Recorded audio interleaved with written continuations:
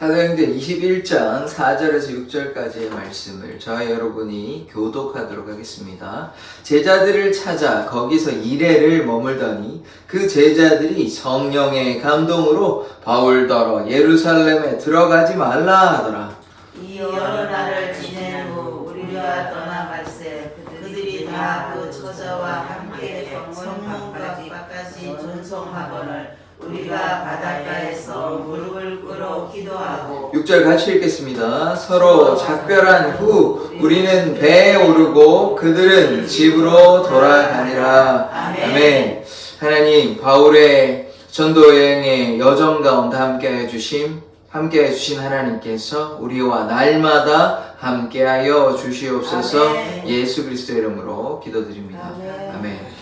어제 말씀은 특별한 말씀은 없었고요. 배를 타고 여러 군데를 지나서 결국 이제 예루살렘으로 가까이 이제 가고 있다, 이런 장면을 보았습니다. 그래서 믿음의 항해를 하는 자 되기를 원합니다. 누가 우리의 인생의 항해의 선장이 되십니까? 아멘. 예수 그리스도께서, 하나님께서 우리의 인생의 선장이 되시기 때문에 예수님께 순종하여서, 선원이 가만히 노는 건 아닙니다. 선원이 놀면 안 됩니다. 선장만 이겨야 되는 것이 아니고, 지금 다 선원이십니다, 지금.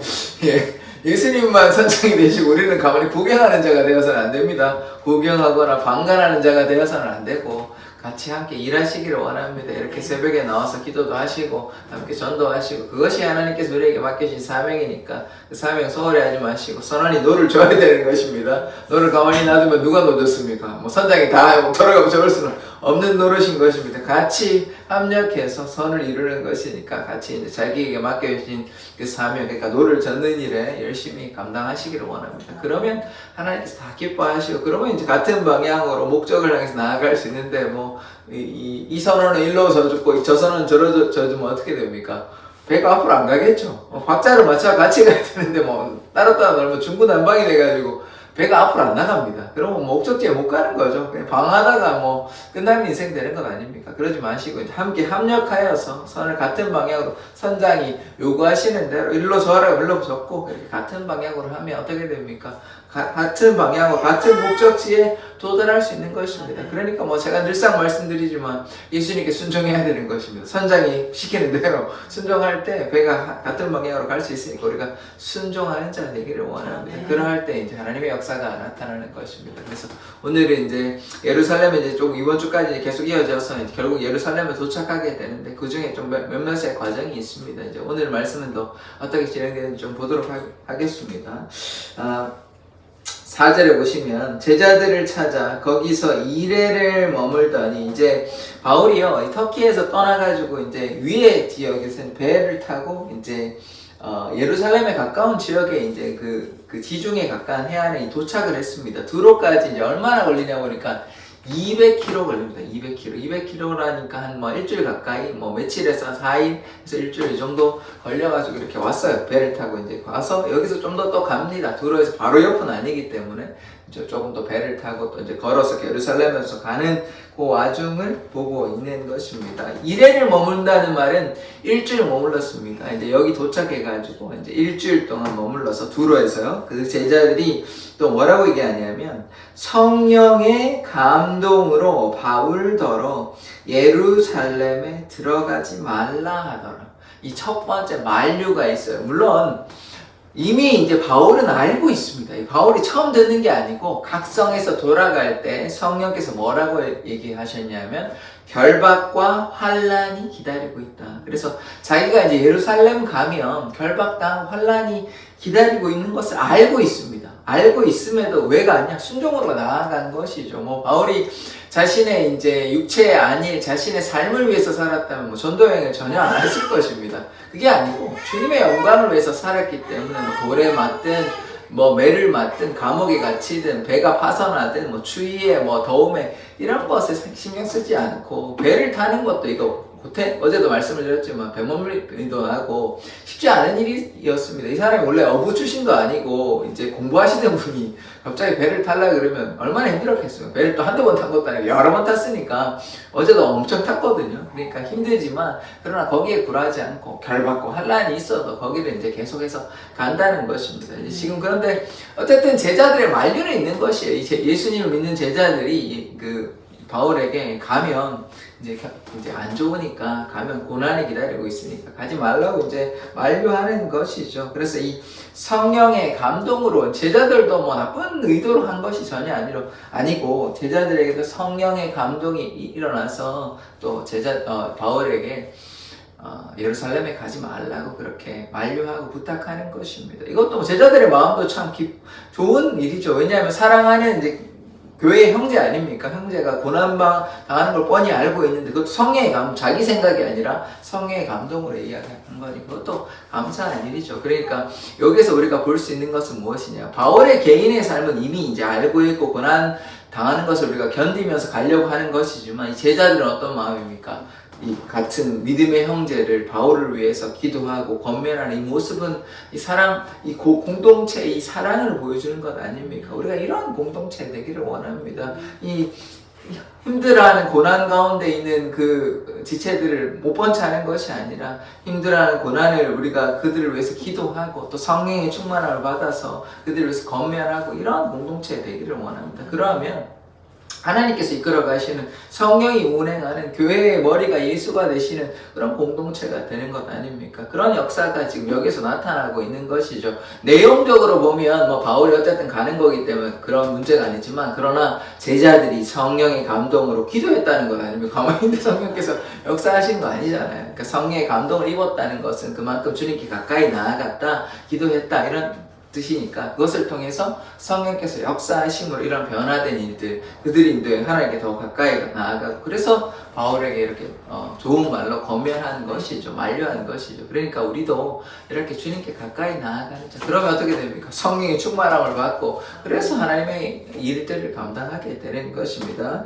자 계속해서 말씀을 보도록 하겠습니다. 5절의 말씀을 보시면 이 여러 날을 지낸 후 우리가 떠나갈새 어쨌든 떠나가게 된 것이죠. 그들이 다 그 처자와 함께 성문방까지 전송하거늘 여기 보시면 이 처자라는 표현이 나옵니다. 그러니까 이 남자들만 한 것이 아니죠. 그러니까 처자라고 하면 아이들 얘기하는 거잖아요. 그러니까 아이들로부터 아내, 당연히 이제 남자들이 같이 있는 것이고, 그러니까 이것은 무엇입니까?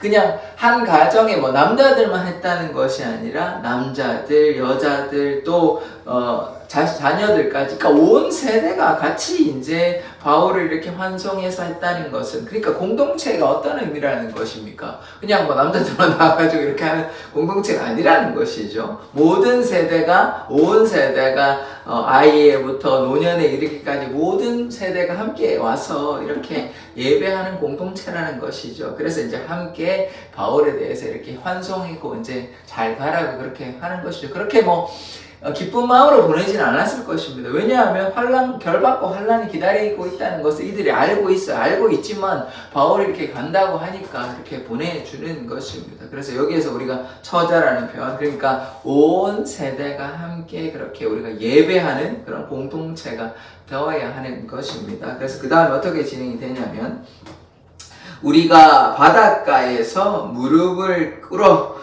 기도하고 또 보십시오. 이 장면이 두 번째 장면이거든요. 밀레도에서 헤어질 때도, 밀레도 고별 설교가 다 끝이 나고 거기서 헤어질 때도 뭐 했냐면 무릎을 꿇고 기도했다. 여기서도 뭐라고 나옵니까? 우리가 무릎을 꿇고 기도했다. 그러니까 이 말은 무엇입니까? 이 헤어질 때 뭐 그렇게 감정적으로는 좀 슬픈 상황이지만 바울은 순종으로 나아가는 것이죠. 그런데 이것들 안에 지금 어떤 장면이 나옵니까?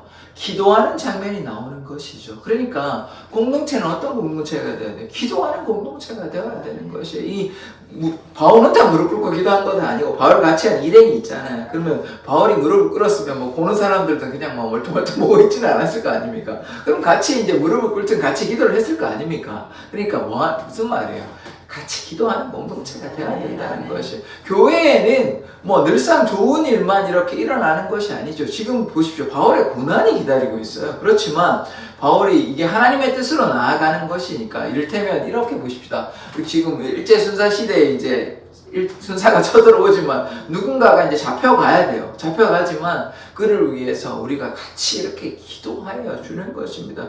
가는 것이 슬픈 일이죠. 뭐 일제 순사에 잡혀가는 것이 무엇이 좋은 일이겠습니까? 독립 이제 투사가 이제 와 있는데 잡혀가요. 이제 와가지고 뭐 어쩔 수 없이 다 발각이 돼요. 잡혀가지만 그들을 위해서 기도하는 방법밖에 없는 거 아닙니까? 그래서 지금 이렇게 모여서 바울을 위해서 같이 이렇게 합심하여 기도하고, 또 이것이 바울을 위한 기도뿐만 아니라 남아있는 두로에 있는 예수를 믿는 자들도 믿음 안에서 잘 나아가기 위해서 그들을 위한 기도지 않습니까? 그러니까 이렇게 합심하여 교회는 어떤 공동체가 돼? 기도하는 공동체가 되어야 하는 것입니다. 그러할 때 하나님의 역사가 나타나는 것이에요. 그러니까 우리가 뭐가 필요한 것입니까? 날마다 기도해. 그러니까 성경의 말씀에 데살로니가전서 5장에 뭐라고 얘기합니까? 쉬지 말고 기도하라, 그런 것입니다. 그래서 우리가 기도할 때 하나님의 역사가 나타납니다. 다른 말로 기도하지 않으면 하나님의 역사가 나타나지 않죠. 나타나지 않는 것입니다. 교회의 구원의 열매가 나타나지 아니하고 교회가 성장하지 않은 이유는 무엇입니까? 물론 뭐 여러 가지 현실적인 이유가 있죠. 그것도 있지만 거기에보다 또 중요한 이유는 무엇이냐? 기도하지 않았기 때문입니다. 우리가 기도한다면 전능하신 하나님이 불가능한 하나님, 뭐 안 되는 하나님이 아니시잖아요. 뭐 죽은 자도 살리시고 없는 것을 있는 것으로 부르시고 천지 만물을 창조하신 하나님께서, 그 전능하신 하나님이 계시는데 우리가 기도하지 않으니까 하나님의 그 능력이 우리에게 전혀 나타나지 않게 되는 것 아닙니까? 그러니까 어떻게 돼요? 기도하는 공동체가 되기를 원합니다. 어떠한 상황 가운데서 지금 이렇게 슬프고 어려운 상황이 있지만 함께 뭐 했습니까? 기도하였습니다. 그래서 문제 가운데 좌절하는 것이 아니라 기도할 때 하나님의 역사가 나타나는 것이에요. 그렇게 우리가 기도하는 공동체 되기를 원합니다. 자, 그 다음 말씀 보도록 하겠습니다. 6절의 말씀. 서로 작별한 후 우리는 배에 오르고 그들은 집으로 돌아가니라. 이렇게 이제 작별하고 기도하고 헤어지게 되는 것입니다. 그래서 이제 또 계속해서 좀 더 이제 예루살렘으로 가게 되는데, 오늘의 말씀은 무엇이었습니까? 기도로 이제 기도하는 공동체가 되어야 하는 것입니다. 서로를 위해서, 그들도 바울을 위해서 기도했지만 바울도 그들을 위해서 이렇게 서로 권면하고 기도하였지 않습니까? 그리고 기도할 때 어떤 역사가 나타난다고? 성령의 충만한 역사가 나타나는 것입니다. 기도하지 않는데 어떻게 성령의 충만한 역사가 나타나는 것입니까? 하나님께 가까이 나아가지 않고 하나님께 순종하지 않고 선장 대신 예수 그리스도 앞에 나아가지 않고 말씀을 따라가지 않는데 어찌하여 교회에 하나님의 역사가 나타나겠습니까? 그러니까 교회가 변화되고 성장하려면 어떻게 해야 돼요? 합력하여 선을 이루어서 기도하는 공동체가 되어야 되는 것 아닙니까? 그러할 때 하나님의 역사가 나타나는 것입니다. 다시 우리 사랑의 교회가 부흥성장하려면 그럼 어떻게 해야 됩니까? 같이 모여서 기도하고 합력해서 선을 이루고 주님의 말씀에 순종할 때 교회의 성장이 나타나는 것입니다. 예수님께서 선장 되시니까 우리는 그냥 뭐 예수님께서 다 알아서 하시겠지. 구경만 해서는 아무런 역사가 나타나지 않는다는 것입니다. 바울의 삶은요, 순종의 삶 아닙니까? 역경과 어려움이 있었잖아요. 고린도후서 11장에 많은 고난이 있었어요. 마흔번에 한 번 강함에도 맞고, 또 태장도 3번 맞고, 그 5번 맞고, 그다음 배도 파손당하는 거 3번 겪고, 뭐 추위와 강도의 위험과 뭐 여러 가지 일들의 그런 매 맞고 또 옥에도 갇히고 이런 고난이 있었잖아요. 돌도 맞기도 하고, 그럼 거의 죽을 뻔했잖아요. 그런데 그럼에도 불구하고 어떻게 합니까? 순종하지 않았습니까? 그걸 우리가 지금 계속 매일 보고 있지 않습니까? 그러니까 우리는 어떻게 해야 되는 것이죠? 바울은 참 위대한 사도요. 참 귀하신 사도니까 바울은 잘하신 거고, 우리는 안 되는 겁니까? 아니죠. 우리도 할 수 있다는 것이에요. 바울이 물론 위대하고 위대한 사도고 정말 하나님께 순종한 귀한 사람이 분명합니다. 그런데 부러워만 하고 바울은 대단하신 분이고 우리는 절대 거기에 달아갈 수 없고 이렇게 생각해서는 안 되는 것이죠. 성경의 인물들을 볼 때는 우리도 그렇게 할 수 있다고 생각하고 봐야 되는 것이지, 영웅담 얘기하듯이 그들이 참 대단했다, 이런 어려움도 있어도 목숨을 내어놓고 이렇게 살아갔다, 그렇게 하면 그냥 영웅 읽기 하고 끝나는 거 아닙니까? 그래서는 안 되죠. 성경을 우리가 읽을 때는 그들이 그러하였다면 우리도 도전을 받고 우리의 삶을 주님께 되어드리는 자가 되어야 하는 것 아닙니까? 그러기 위해서 우리가 뭐 해야 돼? 기도하는 공동체 되고 주님께 나아가야 그렇게 하나님의 은혜와 사랑이 성령이 우리 안에 충만하고 그러므로 하나님께서 맡겨주신 사명을 감당하는 것입니다. 우리가 기도하지 아니하고 말씀 읽지 아니하고 주일날도 말씀을 드렸잖아요. 주님 앞에 나아가려면 말씀과 기도로 나아가야 하는 것 아닙니까? 그러니까 우리가 하나님의 능력이 임하기 위해서는 낙심하지 않고 엠마오의 두 제자는 하나님이 없으니까 예수님이 없으니까 낙심했잖아요. 그러니까 예수님이 있어야 하나님의 역사, 성령의 역사가 나타나려면 주님과 동행해야 되죠. 주님과 함께 하지 않는데 하나님이 없는데 어떻게 하나님의 역사가 나타나겠습니까? 교회라는 공동체는 예수님께서 머리 되시고 교회는 하나님의 가정, 하나님의 집이라고 제가 말씀을 드렸잖아요. 하나님이 안 계신데 어떻게 하나님의 역사가 하나님의 교회에 나타나겠습니까? 다른 말로 우리가 순종하지 아니하고 기도하지 아니하고 하나님의 뜻 가운데 거하지 않는데 어떻게 이 교회에 하나님의 부흥이 나타나겠습니까? 말도 안 되는 것이죠. 그러니까 우리가 하나님께 순종할 때, 합심해서 기도할 때, 그러할 때 하나님의 역사가 나타나는 것이고 하나님의 맡겨주신 사명을 감당할 수 있는 것입니다. 그러니까 우리가 뭐 해야 됩니까? 제가 뭐 늘상 말씀을 드리는 것이에요. 순종해야 됩니다. 순종이 뭐예요? 말씀과 기도, 예배 이런 거 하는 거 아닙니까? 그렇게 할 때 하나님의 역사가 나타나는 것입니다. 그것들을 우리가 매일 새벽에 보고 있는 것이에요. 바울이 역경과 고난이 있어도 주님께 순종하고 말씀을 가까이, 말씀 원래 가까이 한 사람이었고 또 기도함으로 나아가니까 고난에 좌절하지 아니하고 하나님에 따라 순종하니까 복음의 열매, 전도의 열매가 나타나는 것들을 우리가 보고 있지 않습니까? 그러하다면 우리는 어떻게 해야 되겠냐는 거죠. 우리 사랑의 교회는 어떻게 해야 되는 것입니까? 그냥 하나님께서 다 알아서 해주시겠지. 근데 아니잖아요. 우리도 기도하고 말씀 읽고 전도하고 할 때 하나님의 역사가 나타나는 것이에요. 믿음의 행위가 필요한 것이며 우리가 다른 말로 믿음이라고 얘기한다는 것은 행위를 수반하는 것이에요. 이미 우리가 믿는다는 것은 그냥 기도도 하지 않고 말씀도 하지 않고 말씀도 읽지 않고 그냥 예배도 하지 않고 그냥 한 번의 믿음으로 끝나는 것입니까? 그것이 아니죠. 예수를 믿는다는 것은 내가 내 삶을 헌신하겠다는 그 다짐이 그 안에 다 들어가 있는 것이에요. 그러니까 야고보서가 행위 없는 믿음이라는 그것을 그냥 설명하는 것이지 그냥 그런 뜻이 아닌 것이에요. 믿음 그 자체가 행위를 요구하는 것이에요. 행위가 같이 동반되는 것이에요. 그러면 우리가 믿음 있는 자라면, 믿음의 공동체라면 어떻게 해야 되겠습니까? 예수님을 따라가야 하는 것이죠.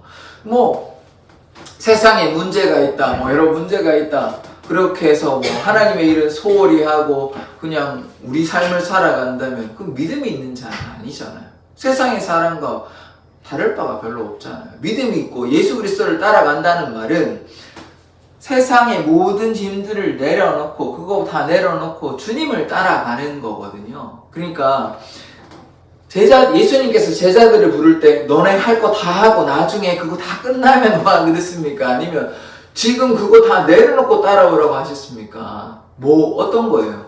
예수님의 제자들의 삶은 내가 할 일 다 하고 그 다음에 예수님 따라가는 거 아니잖아요.